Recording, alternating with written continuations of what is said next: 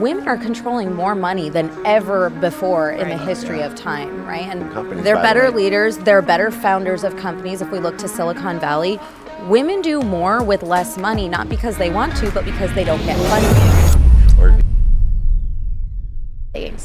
or I Veena, love that. and you're one of those people. Thank you. And I want to put not only financial backing behind, meaning getting you guys hired on more stages and Thank you. getting and elevating your brands more, because that's our future, but also financing the companies. Yeah. And so I have Meltzer Funding now, which specifically funds women and women of color, especially. They get special priority. Love that.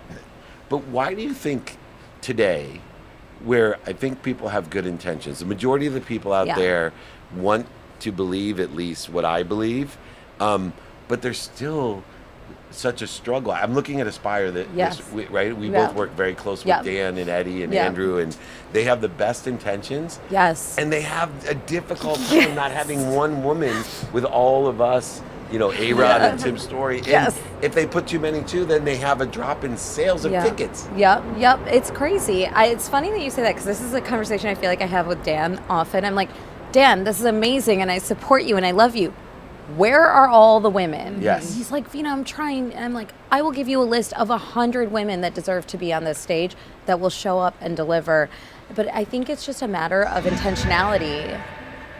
That's intention. That was big cool. statement. It was like the, but my Greek chorus back there. Or the planes, but we have great microphones. I love it. But I think it's intentionality that's really important. And I love that you're doing this, because this is something that's really a passion project for me too.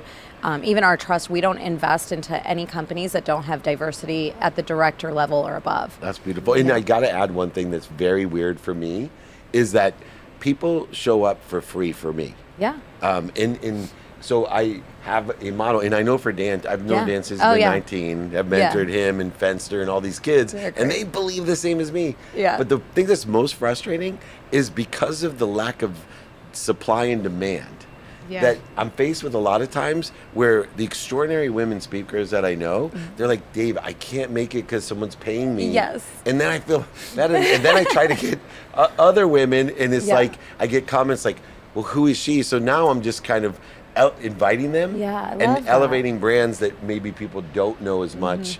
But anyway, Lisa, I'd love to hear your perspective.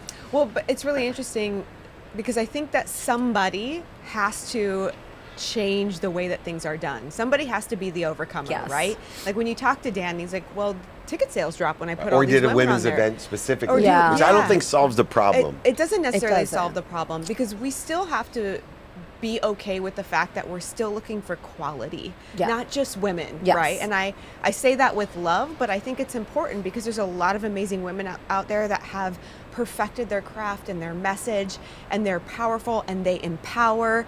But somebody has to be willing to say, I'm changing the tides. I'm okay with putting on a couple of events that may see a drop in ticket sales to showcase these powerhouse individuals and let them share the message that they have in order to change that tide. And we really just need somebody to step out and say, I'm okay with that. I love that. Yeah. And Shawn, how do you feel coming from the other side of it? Is, you know, I have people in my circles like Kim Perrell and Cindy Eckert and, you know, the Hello Alice people in the female quotient, but yet I still feel they're not represented correctly. And I have some decision making. So, and sometimes I have to be honest, sometimes it's just out of convenience. Yeah. That for me, I send out a thing. We're doing a VIP dinner in New York, and I'm hoping that you'll come and see and maybe give me advice. But I'll just blank it out in email saying, "Hey, who wants to be my special guest in New York, Atlanta, or Miami at Aspire dinner?" Yeah. And you know, invariably, these amazing women, just numbers wise, it's out of convenience. I'm like, okay, cool. Kim's coming and Cindy's coming or whatever. But then there's like 100 men. Yeah, of course, of course. Well, I You feel, and you put on a lot of events as well. Yeah, and in our events, it's exactly what Lacey was saying. It's a coupling of that with what. It's interesting was we dedicated the first half of the training to this idea, right? It's the value that gets created, and it's whether fortunate or unfortunate. The reality is that even though we talk about things like diversity and it being inclusionary, that's not the reality that we practice on a daily basis. That's why you have to say something like, we look at this, because it's not the norm. It's not like a given. Like, of course you have all of this equality, and of course you have diversity. Of course, like, there's no other way to do it. But that's not the reality, which is why we have these mechanisms to vet. The same thing is, listen, the reality is that decisions get made on who can share or should share based off of how many Instagram followers they have, not based off of the quality of the message that they will deliver. Very true. And that's an unfortunate reality that we live in. And I agree with Lacey. Somebody just needs to change and say, here's what I want to deliver life-changing, impactful messaging and have 10 people's lives change versus having 15 people have their ears tickled and feel really good about themselves. Yeah, and there is, even at levels of speakers. And in sports, I use this analogy because I was blessed to represent the Pro Football Hall of Fame. Oh, cool. And so when I went to the Hall of Fame, I thought, wow, they're all Hall of Famers. Yeah. Right? In which they are, by the way. Right. But then there's like this Hall of Famer, Ray Guy, compared to Joe Montana. Right? Compared to this Warren Moon and Troy Aikman and Steve Young. And so there's these levels, and the levels that I call it, and I think it's really prevalent today, is there's ticket sellers and impact. And there's no doubt that, you have so much impact from your, business acumen to being able to articulate your business acumen, which is a gift. There's a lot of people, not men or women, who, engineers mostly too, I'm sitting there going, holy shit, like, how can I get this guy to tell everyone what he knows? Or what he's been through. In a way that they can understand. Exactly. Yeah, but you're one of those people. Oh, thank you. And so do we end up in articulating that message using social media, like stuff like this, where I can capture you with all these other people and then amplify that so that, in a sense, we're building a brand that more people are going to be aware of and be able to, like, I got to get that woman. She's amazing. She needs to talk to my company. I think there's a big knowledge gap from men that run companies and don't see diversity or having women on stage as important, because we also attract a different audience. We attract a new market share that they're not seeing. So yes, ticket sales might drop in the short term, but in the long run, women are controlling more money than ever before in the history of time, right? And they're better leaders, they're better founders of companies. If we look to Silicon Valley, women do more with less money, not because they want to, but because they don't get funding. And so companies like yours that fund women and women of color specifically are an incredible force. And I was actually just talking about this last night. So my securities attorney is based here in LA too. And so I was on the phone with him. I was like, I just landed in LAX. And he's like, okay, I'm not going to come get you from the airport. And I'm like, I know, because, well, first of all, you'll charge me like $7,000 for this pickup. I'll get a car. But I was talking to him, and I was talking about Serena Williams. And she is, I was like, I'm so impressed by her. Not because she's the greatest to ever play tennis on the face of the planet, but she's actually a really phenomenal investor. She has 14 unicorns that she invested in early stage. And when you look at why she's had so many winners, it's because she focused on women-owned and people of color that get undervalued and underrepresented.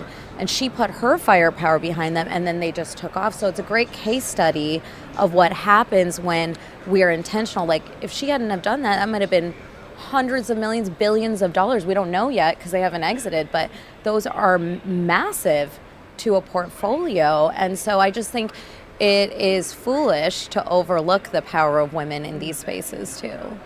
Well, it's interesting that you say too, like, undervalue and underestimated. I think that happens, like you said, on the stages as well, right?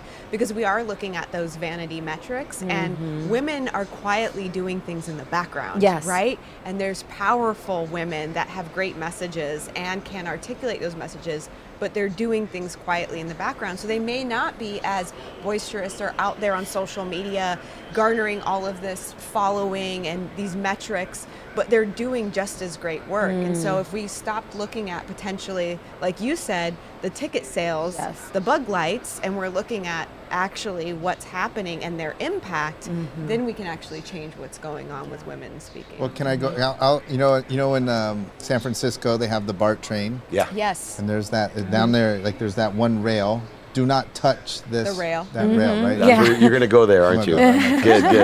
I'm gonna touch the rail. All right, touch it. like Let's it. see. Well, I think that too. Part of it is, listen, I feel like females have stronger self-esteem and self-confidence. And the reality is, here's the third rail. That's not the rail. I was I going was to gonna say, say, the rail. it doesn't feel like a rail. Here's the rail. Yeah. A lot of these stages are pay to play. Right. That's true. So too. there are a lot of males Yes. Okay. who are paying money to feed Such a their good thing to own say. ego and lack of self-confidence. Ooh. Whereas I think it is far more difficult to find females that you're going to go to and be like, I'll put you on my stage. I think they're like, I don't care. Yeah. I get that on my for that. TV show. Yeah. Yeah. Because we have pay to play positions Yeah. on Yeah. the show, and I'm forced with the decision of, are you going to turn down this revenue? Yeah.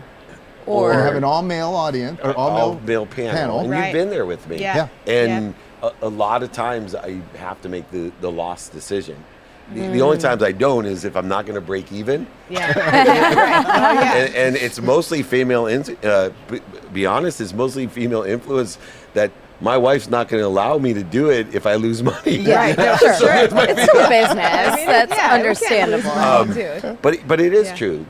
And I'm looking on that third rail of that pay to play side that, and I understand why. So think in the positive now. So you're a super successful businesswoman. You're a super successful businesswoman. What can we do? What can we create? Because I love creating win-wins. Yeah. That now, do I do, and it's not all women, but do I do these VIP dinners and only invite women special guests? So I'm doing, like with Dane Cook, I mentioned this to him. Dane Cook and I are doing a 4-date collab. It's laugh louder, think bigger. I like that. Change your mindset through I like comedy. that. Yeah. And we bring out the best of Yeah. what we do best. But I'm thinking, what if when we do things like this, we only ask women to be special guests? I mean, What I'm about not mad this? about that. No. Or There- what if we But what if only you had had one women Bud in it? Light? What if we had or a special pricing or free for women to attend to inspire them? Yeah. Because maybe they don't want to be the special guest. They don't want to sit the panel yet. Yeah. Or they don't want to go on the stage yet because they're and listen, I have trepidation about entering into some of these worlds. Yeah. So I would even think like, because here's the other third rail is, are they just using me? Am I being invited because I'm a female? Right. Is that it? Is that so? Once the relationship is established, then people, again, we talked earlier, trust gets built. Now I trust you. So now we have a relationship. So Right. now she can know that I am inviting her on her merits, right? And so then I could do it.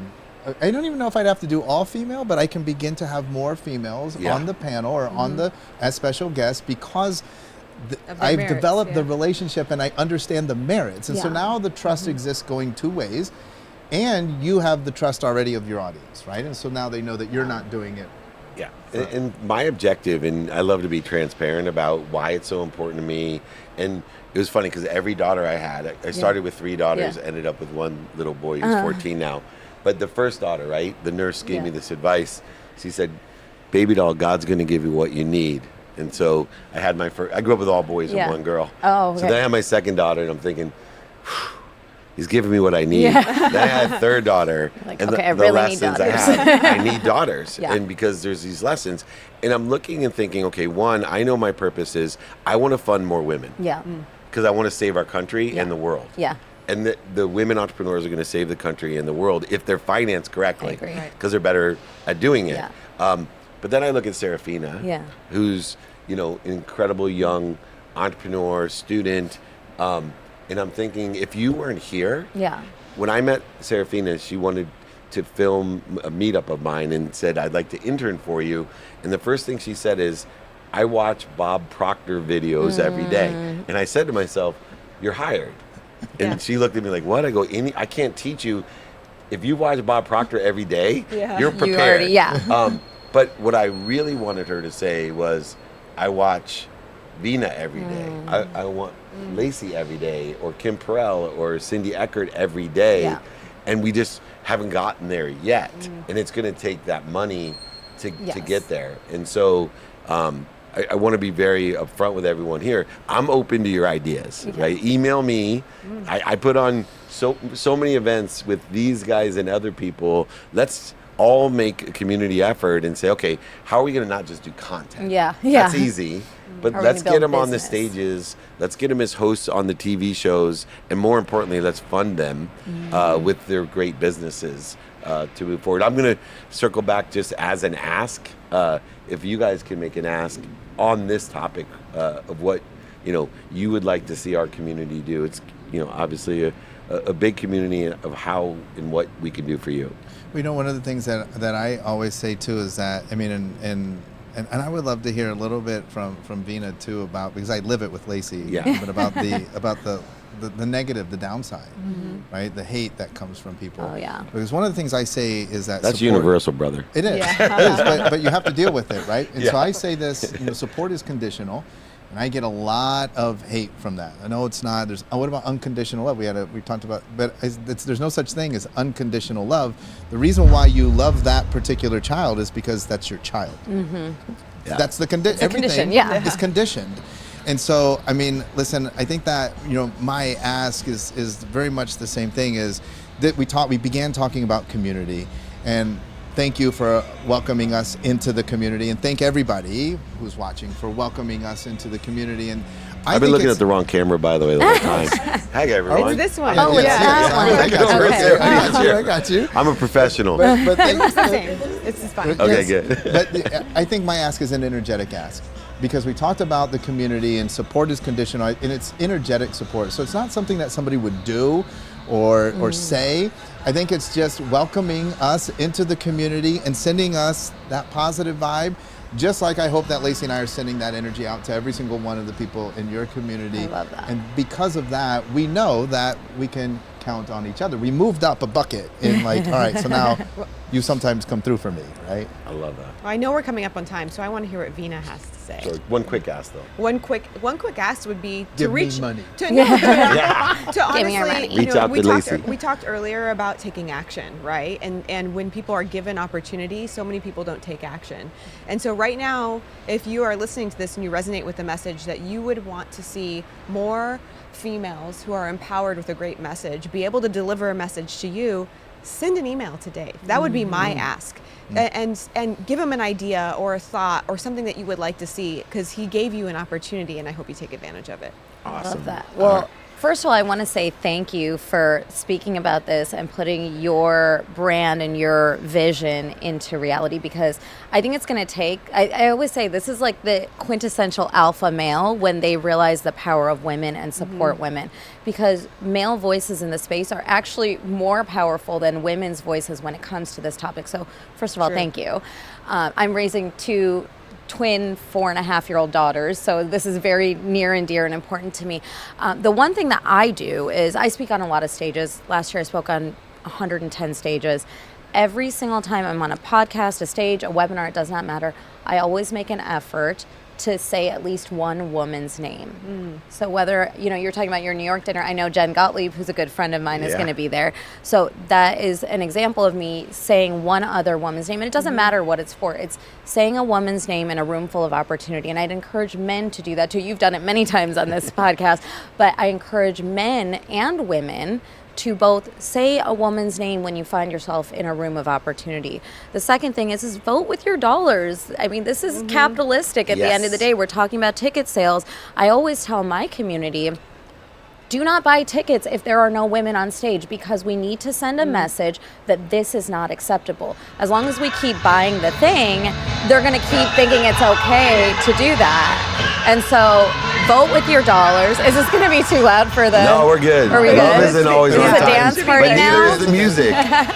It's your theme music. I love You know how, it. like, on the Academy Awards? Yeah, they're That's what playing me off SoFi's the doing stage there. right They're now. They're like, playing- shut up, Veena, you've talked way too much. Yeah, No, but they- I love those points. Yeah. It's great points. And No. vote with your dollars is Yeah, something vote with I your believe dollars. And that's why we don't invest in companies. The first question I ask a company before they tell me anything about their idea, because we angel invest too, is I say, show me your C-suite or your director level and above and your advisory board. If it is all white men, I'm immediately a no. I don't care how much money it's going to make me. I don't need more money. I need more change so that when my daughters go out to find their way in the world as adults, they know that they deserve to be at those tables. And I want that for them. And I can't simultaneously invest our dollars in one place and expect change in another place. So vote with your dollars. People care about dollars. Love it. You nailed it. Thank you, everyone. As you know, we're on tour, so come catch us in New York, Atlanta, and Miami next week with the biggest names like Veena and Lacey, especially. We are blessed to be here. Email me, david@dmeltzer.com. Remember, most importantly, be more interested than interesting. Be kind to your future self and do good deeds. We'll see you next week.